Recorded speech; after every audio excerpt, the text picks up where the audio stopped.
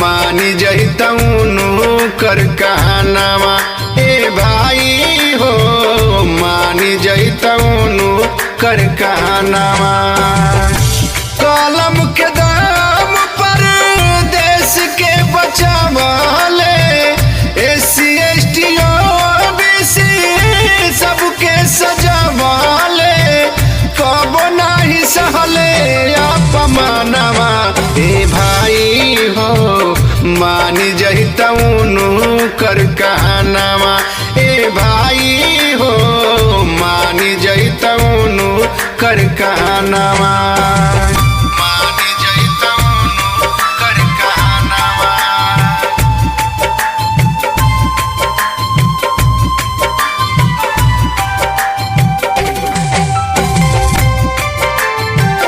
मानी जैतौनु कर कहनामा। मानी जैतौनु कर कहनामा। छूत भेद भाव उनके बहुत सतावे इहे सोची सोची बतिया मन के जगावे। मन के जगावे। मन के जगावे। छूत भेद भाव उनके बहुत सतावे ये सोची सोची बतिया मन के जगावे।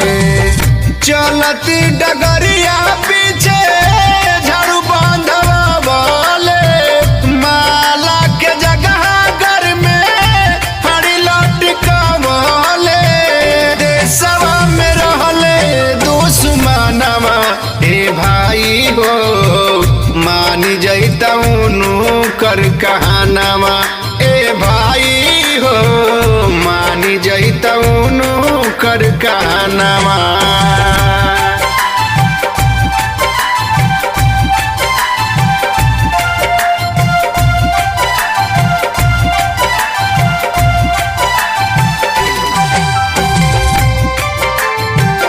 मानी जैतौनु कर कहनामा। मानी जैतौनु कर कहनामा। धनी रहली माई उनकर दिहली जनमामा जैसे कबहू भइल नाही कैले उहे कामामा। कैले उहे कामामा। कैले उहे कामामा। धनी रहली माई उनकर दिहली जनमामा जैसे कबहू भइल नाही कैले उहे कामावा।